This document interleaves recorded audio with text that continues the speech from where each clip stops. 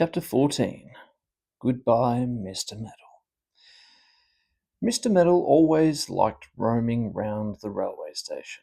It was a most exciting place, with trains puffing in and out, people hurrying all about, and porters shouting, "Mind your backs, please!"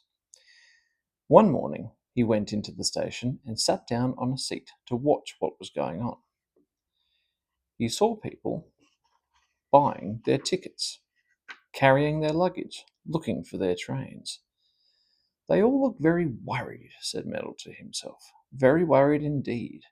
Perhaps I'd better help some of them." Now, Meddle, as you know, was exactly like his name. If he could poke his long nose into anything and meddle with it, he was happy. So up he got to see what he could do. He met a little man panting and puffing, carrying a very heavy bag. Meddle went up to him and tried to get hold of it. "Let me help," he said. "Certainly not. Let go," said the man fiercely. "I know what you'd do if I let you take my bag. Run off with it. And that's the last I would see of it." "What a dreadful thing to say," said Meddle, and stalked off crossly. He bumped into a woman who was carrying 3 parcels and dragging a little dog along too. "Allow me, madam," said Meddle politely, and took the biggest parcel from the woman. The dog immediately flew at him and nipped his leg. Meddle dropped the parcel and howled. There was a crash. "There now," said the woman angrily. "I had my best glass bowls packed in that parcel. What do you think you're doing, snatching it from me?" "Your horrible dog bit me," said Meddle, most annoyed. "Well, of course he did," said the woman. "He thought you were stealing my parcel. It served you right. Please call the porter and ask him to clear up this mess of broken glass, and you will have to pay me 40 pence for breaking the bowls." A porter came up. "I saw you meddling," he said to Meddle. "If parcels want carrying, I'll carry them. It's my job, not yours, and you can clear up the mess, because that's your job, not mine." Well, you would have thought that Meddle would have had enough of poking his nose into other people's affairs by then, wouldn't you? Not a bit of it. He paid the angry woman 40 pence, he cleared up the mess, and then he went around looking for somebody else to meddle with. He saw a little man, a big plump woman, and 4 children all trailing along. Oh dear," said the woman. "We shall miss the train, I know. Where do we get our tickets?"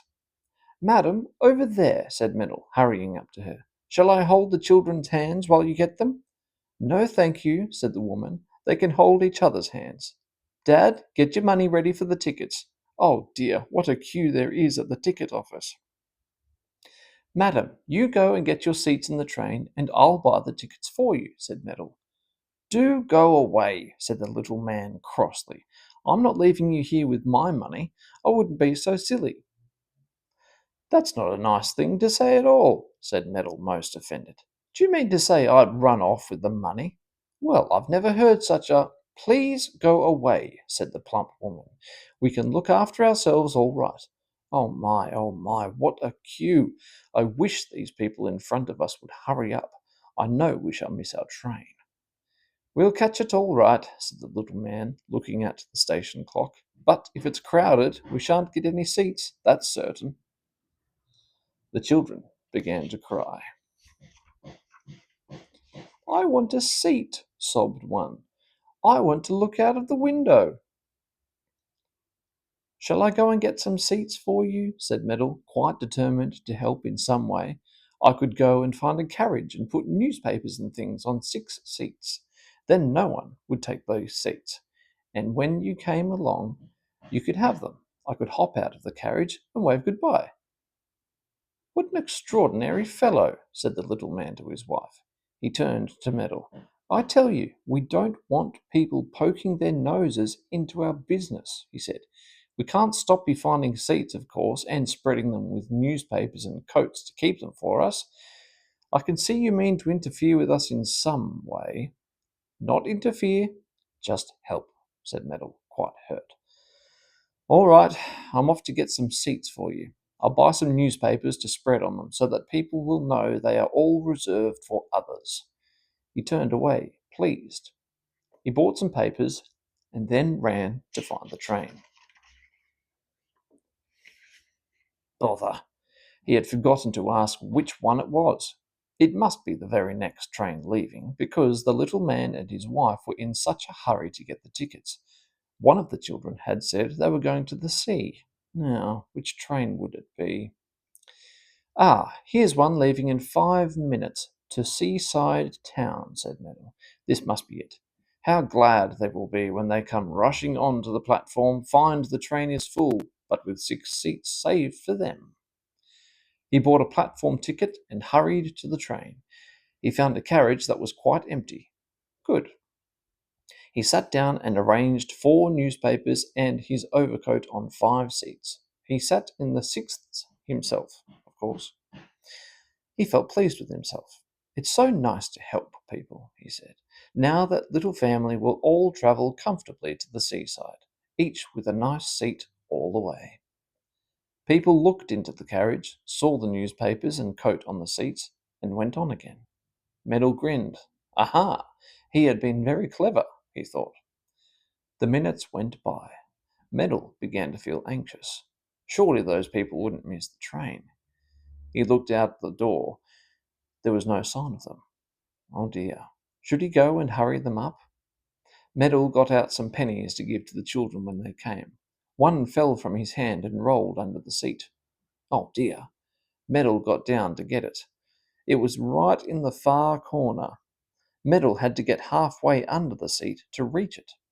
A loud whistle blew. Feep! Meddle jumped. He tried to wriggle out from under the seat, but somehow or other he got stuck. "Wait, wait! Tell the engine not to go yet!" shouted Meddle from under the seat. But nobody heard him, of course. The engine began to puff out smoke, and then, with a rattle and a rumble and clatter, the train began to pull out of the station. Meddle wriggled himself free and rushed to the window. He leaned out, shouting loudly, trying to open the door. It was a good thing he couldn't, because the train was now going quite fast. "Stop, stop, let me out!"